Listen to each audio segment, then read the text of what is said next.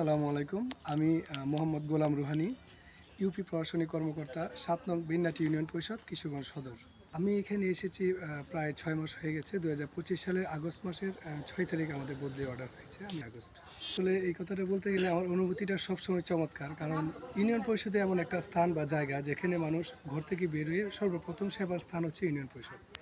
একজন সেবা প্রত্যাশী তার ঘর থেকে বেরিয়ে সর্বপ্রথম যে সেবাটা নিতে আসে সেটা ইউনিয়ন পরিষদ। এখানে প্রতিদিন আমরা শত শত মানুষের বিভিন্ন ধরনের সেবা দিয়ে থাকি। জন্ম সংশোধন, অনলাইন মৃত্যু নিবন্ধন, ওয়ারিশান সনদ, চারিত্রিক সনদ, তারপরে বয়স্ক প্রতিদিন ভাতা, বিধবা বয়স্ক ভাতা, ভাতা বিধবা প্রতিবন্ধী ভাতা, সবকিছুই তারপর দেওয়া হয়ে থাকে। বিজিডি চাল, অসহায় দরিদ্র মহিলাদের চাল বিতরণ শীতের সহ বস্ত্র। গর্ভবতী বা মাতৃত্বকালীন ভাতা, শীত বস্ত্র বিতরণ, এরকম শত শত সেবা আমরা দিয়ে থাকি। একটা কথা আছে না যে যেজন শুভেচ্ছে ঈশ্বর, হ্যাঁ, জীবে প্রেম করে যেইজন সেইজন শুভেচ্ছে ঈশ্বর। ঈশ্বর। যাচ্ছি এটা জনগণের যখন একটা কাজ করার পরে সে যখন একটা খুশি হয়, একটা হাসি মুখে যখন বলে যে আপনাকে অসংখ্য ধন্যবাদ, তখন আমাদের কাছে এটাই তৃপ্তি বা এটাই পাওয়া যায়। খুব দ্রুততম সময়ে আমরা একজন মানুষকে সেবা দিতে পেরেছি, তার মুখে হাসি ফোটানোর চেষ্টা করেছি। এই বিষয়ে প্রথম যে বিষয়টা আমি বলি যে বাল্যবিবাহ।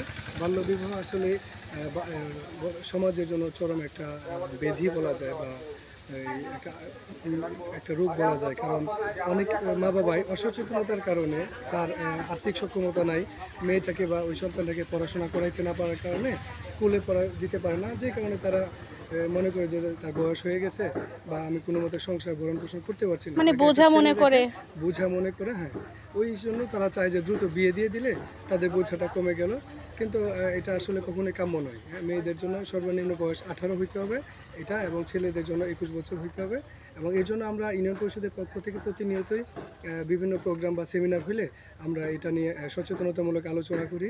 ইউনিয়নের যে স্থানীয় পর্যায়ে শীর্ষস্থানীয় বিভিন্ন দলের যে নেতৃবৃন্দ রয়েছেন, সমাজসেবকরা রয়েছেন, এবং উপজেলা বা ইউনিয়ন পর্যায়ে যিনি কর্মকর্তা কর্মচারী রয়েছেন, ওনাদের প্রত্যেকের সমন্বয়ে আমরা মাসিক সভা বা যে টাস্কফোর্স সভাগুলো হয় এগুলোতে আমরা এই বিষয়গুলো নিয়ে আলোচনা করি যে কোথায় কোনো ধরনের বাল্যবিবাহ হচ্ছে বা হবে, এই ধরনের কোনো নিউজ থাকলে আমাদের তাৎক্ষণিক জানাবেন। আমরা আমাদের ওয়ার্ডের গ্রাম পুলিশ, সংশ্লিষ্ট ওয়ার্ডে ইউপি সদস্যকে ওইখানে পাঠায়, এবং প্রয়োজন বোধে আমাদের যিনি উপজেলা নির্বাহী কর্মকর্তা রয়েছেন প্রশাসনের পক্ষ থেকেও আমাদেরকে যথেষ্ট সহযোগিতা করে, এবং আমরা ইনস্ট্যান্ট এই ধরনের কোনো নিউজ পেলে আমরা এই তাৎক্ষণিক বিয়েটা বন্ধ করার জন্য আমরা উদ্যোগ নিতে পারি। আর মাদকটাকে তো মাদক তো সমাজের জন্য সবচেয়ে বড় একটা মরণ ব্যাধি বলা যায়। কারণ মাদকের কারণে যে যুব সমাজ সেটা ধ্বংস হয়ে যাচ্ছে। এটা বর্তমান প্রেক্ষাপটে দেখলে বাংলাদেশের 64টা জেলার যেই জায়গায় যান, মাদকের আকার খুব তীব্রভাবে ধারণ করছে। তো মাদক প্রতিরোধ করতে হলে যে প্রথম যে আমাদের প্রতিরোধটা গড়ে তুলতে হবে সেটা হচ্ছে আমাদের প্রত্যেকের ঘর থেকে, নিজের ঘর থেকে। যেমন আমি একজন বাবা, আমার সন্তান সে কি করতেছে, কোথায় যাচ্ছে, এই খোঁজ খবর নেওয়ার দায়িত্বটা আমার।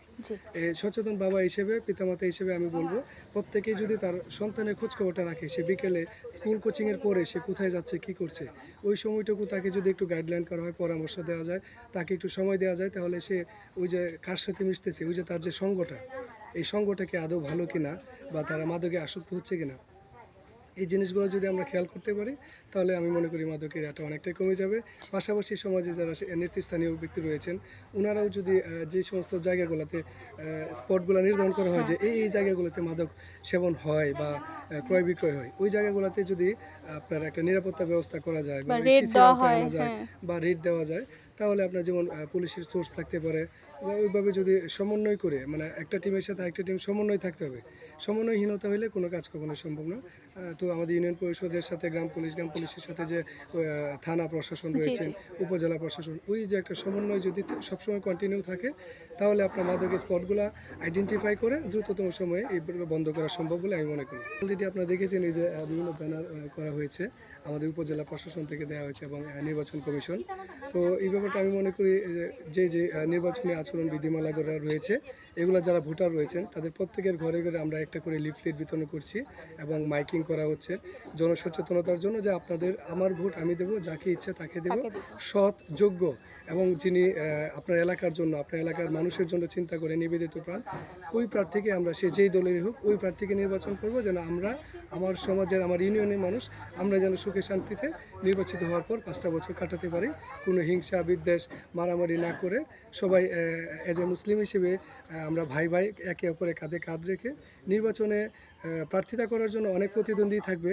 কিন্তু একটা জিনিস লক্ষ্য করা যায়, একজন বিরোধী দল সে নির্বাচনে পাশ করতে পারলো না, তারপরে নির্বাচনের পরে ওই ব্যক্তিটা কিন্তু আসে না যিনি পাশ করছে তাকে কংগ্রেস সহযোগিতা জানাতে করার আসে জন্য। না, হ্যাঁ। এবং যিনি পাশ করছে ওনারা কোনো কোনো ক্ষেত্রে, সবাই না, কোনো কোনো ক্ষেত্রে নির্বাচিত ব্যক্তিও যায় না, যিনি পরাজিত হয়েছে তাকে একটা সমবেদনা সমবেদনা জানাই জানায়। এবং তার সাথে মিলে আমরা এরকম ঐক্যবদ্ধ হওয়াটা হই। দরকার। তো এরকমটা যদি সকল ক্ষেত্রে হইতো তাহলে আমি মনে করি ইনশাল্লাহ অনেক সোনার বাংলা করা সম্ভব ছিল।